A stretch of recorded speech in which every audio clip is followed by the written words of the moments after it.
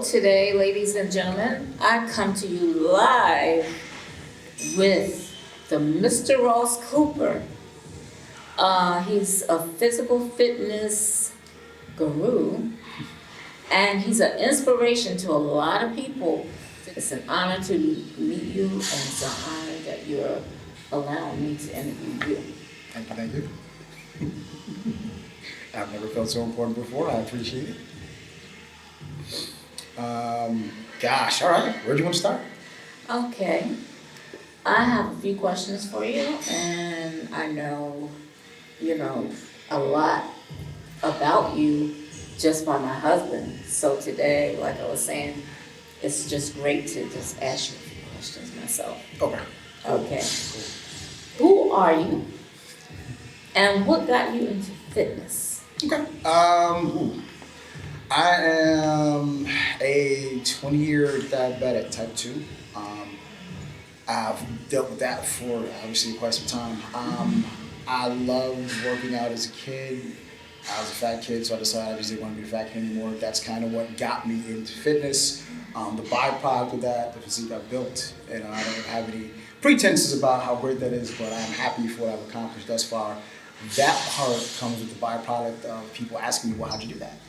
And that, along with my son loving to work out, is what got me into the coaching and training aspect of it, if you will. But it's real simple. I just got tired of being bullied and being a fat kid, and I didn't want to be a fat kid anymore. So that's what led me to fitness. And then what I've been able to do since picking up a dumbbell is what got folks asking me how to do it. Yes. And I'm totally against bullying, so I find that as something really great that you're doing, and it can inspire either kids or grown-ups who carry this within, because bullying also leaves a mental scar. It does. It leaves a mental scar, and just by looking at you and you telling your story can inspire others, and you can help others to do this. So I feel that as being something great, and your inspiration to your own son as well, because you never know what goes on as far as the school system and all of that. Mm-hmm. So, and I was bullied before. So I understand that, and I love that. I want to know as well, what made you or inspired you to form WSKI? Okay. Well, that's whiskey, as it's pronounced. It's an acronym for We Stay Crushing It. And what brought that about was I needed something that would kind of convey what I'm always trying to do. If there's a record in place, you can beat it by 1 second, you can beat it by 10 seconds. I want to inspire folks to beat it by 10. Crush it. Whatever your it is. You got an interview coming up, crush it. Don't just do well, do the best you can. Because the thing is, even if you fall short, you're probably still going to do better than you thought. But walk in with the mentality, I'm going to crush this thing. I'm not just going to beat it. I'm not going to win by 1 point. I'm going to win by 50.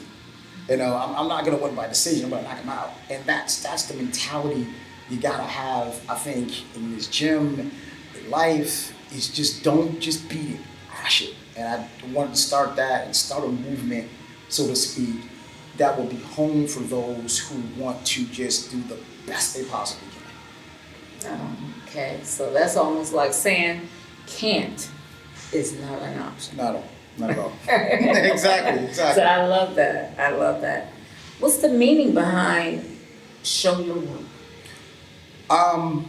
The meaning behind show your work, and that's the theme. That's what I do for whiskey and all my clients, all my people. Sometimes we live in we live in a society that is goal-based, in the sense of we love to see the finished product. We love to see, oh, well, here's the six-pack abs. Oh, here's the Ferrari. Here's the thing at the end of the rainbow. But no one likes to show the steps. No, I absolutely want people to show, hey, I started off with 350 pounds.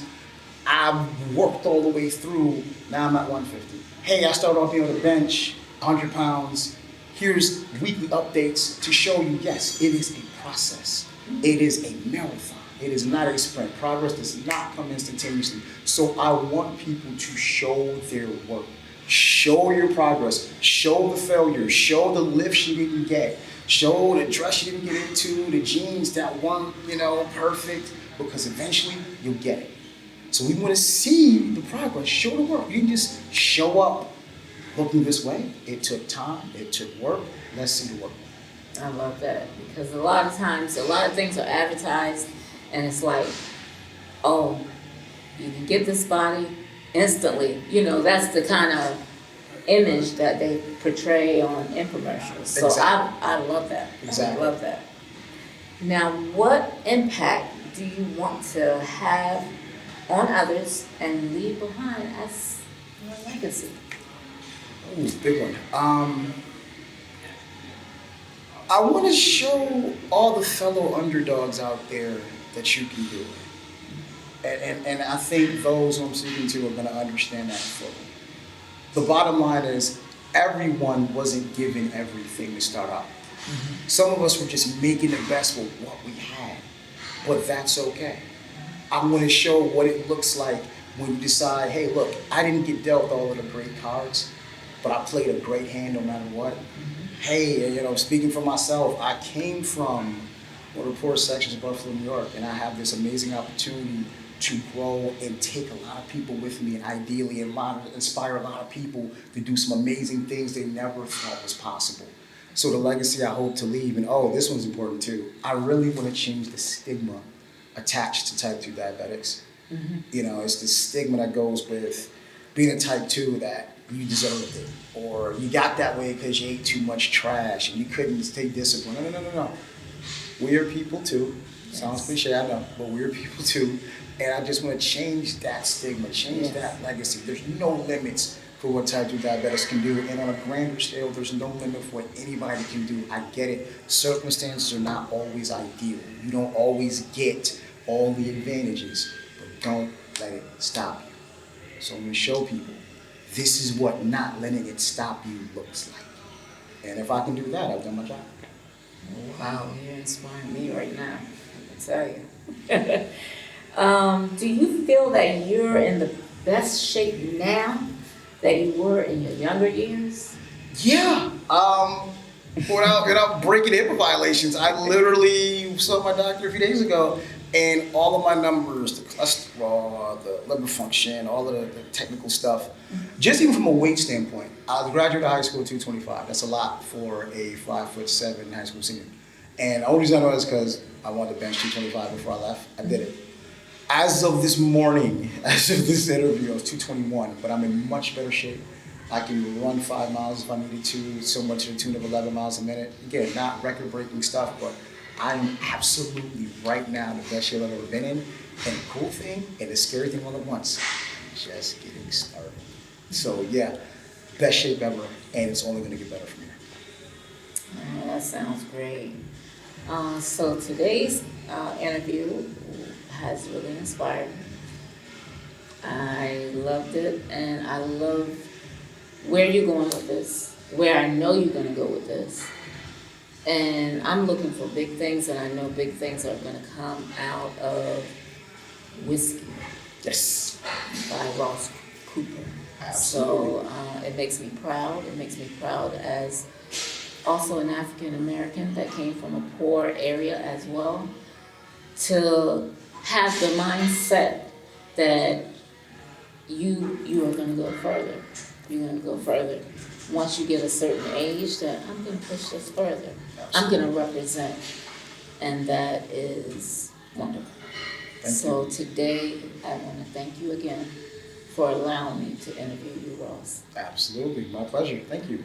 Thank you. All right. So ladies and gentlemen, that's it for today, and thank you for watching.